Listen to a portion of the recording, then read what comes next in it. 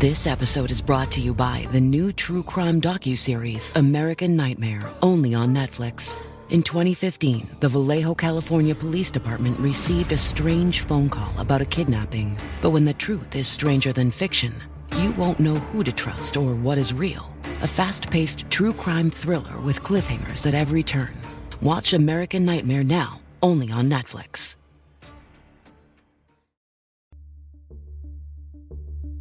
Hi everyone, it's host Brianna Whitney. This is part 3 of the Irene Luevano investigation because some critical questions we were left with yesterday have been answered in new court paperwork. Our team has also talked to her family since her body was discovered and has a message of gratitude for this community that helped get the word out and search for Irene after she went missing.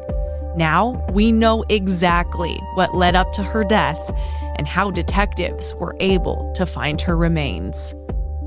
This is True Crime Arizona, the podcast.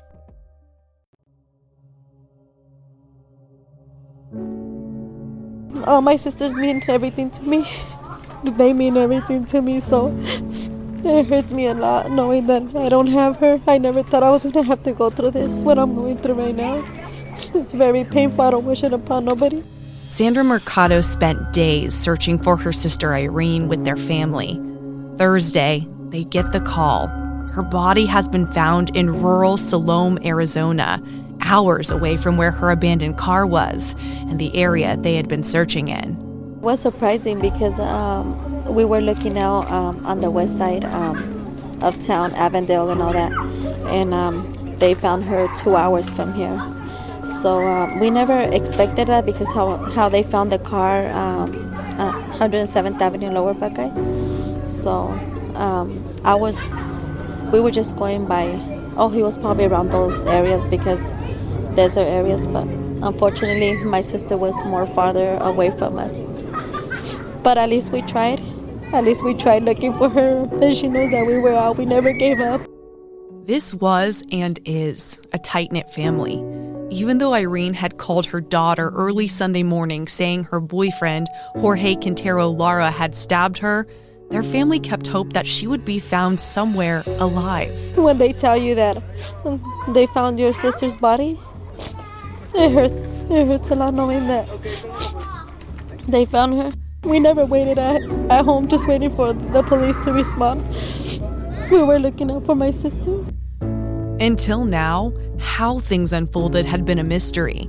We knew Irene had called early Sunday morning, saying she was stabbed by Jorge after they had been at a Phoenix bar. We knew they had found her car Tuesday night, and we knew Jorge showed up at a hospital with what police said were self-inflicted stab wounds. It was then that Jorge was arrested, but not for anything related to Irene, only for forgery. After admitting to police, he had a fake Arizona ID and social security card and was working for the Sinaloa cartel selling drugs and pills. After her body was found, police announced Jorge would be facing murder charges, now the primary suspect in her death. But they wouldn't tell us how they were led to Irene's body or what evidence they found to add homicide charges for Jorge Lara. Now, those answers are crystal clear. New police paperwork shows what led to the murder of Phoenix mother Irene Luevano and how they found her remains. The timeline is now clearer based on cell phone records. According to the court documents, early Sunday morning, Irene calls her daughter saying Jorge stabbed her in the neck and to call for help. Family tried to call her several more times, but she didn't pick up. Sunday at around 11:30 a.m., Jorge went to a hospital with stab wounds to his stomach, but he was not with Irene. Investigators talked to Jorge, and he told them he was robbed and denied any sort of fight with Irene. That's when he was arrested for forgery after admitting he had the fake Arizona social security card and ID and was working for the cartel selling pills. Tuesday, family friends locate Irene's car off 107th Avenue and Lower Buckeye Road, but Irene wasn't there. This paperwork now reveals detectives found a large amount of blood both inside and outside the car. Thursday morning, investigators find Irene's body in the middle of nowhere, Salome, Arizona, off the I-10 freeway. Immediately, we had questions. This was not an area you would just come across, nor know to look in, unless you had specific instructions to get there. So we knew there was more to this story police weren't sharing. This court paperwork finishes the puzzle. According to the report, investigators analyzed cell phone records that showed Jorge's phone and Irene's phone were in the same location in the Phoenix area early Sunday morning until about 5:30 a.m. when the phones were separated.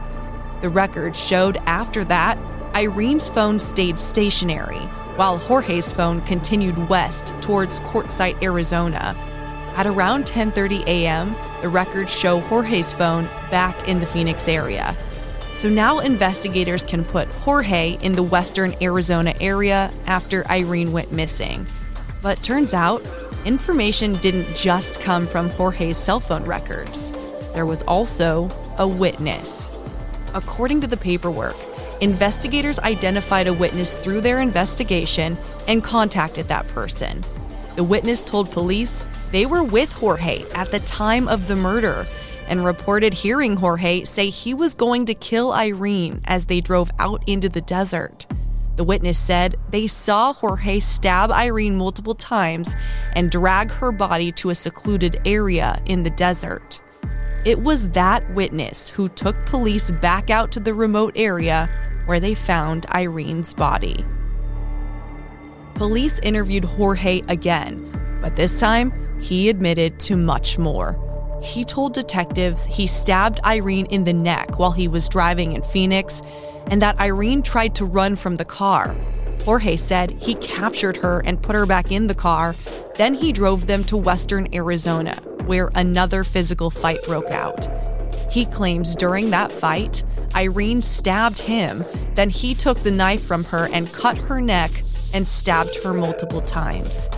He told investigators at that point he believed she was dead, so he dragged her body into the desert and fled the area. We don't know who that witness is or if he or she will be facing any charges. Even though Jorge Lara is behind bars, this is all extremely difficult for Sandra and Irene's other sisters to understand. I just want to know what happened, like if I could get a talk with him so he could tell me what happened. Why did this happen? Why did he kill my sister? Why did he go throw her out in the desert in the middle of nowhere? I just want an explanation. I just want to know why. Why did he do this? My sister was a very nice person. Everybody who knew her knew how nice she was. They knew how nice she was. And he took her away from us. He took her away from us. You don't do that.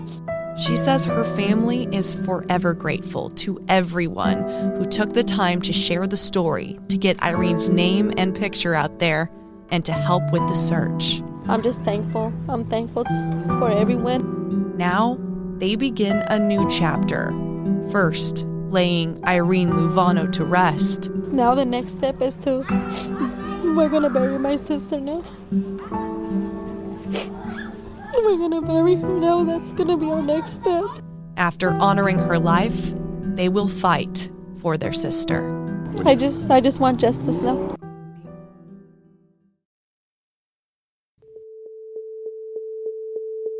True Crime Arizona, the podcast, is hosted by me, Brianna Whitney, and produced by Sergio Hernandez. This episode was edited by Brad Denny. It's a production of Arizona's Family, 3TV, CBS 5, and azfamily.com in Phoenix, Arizona.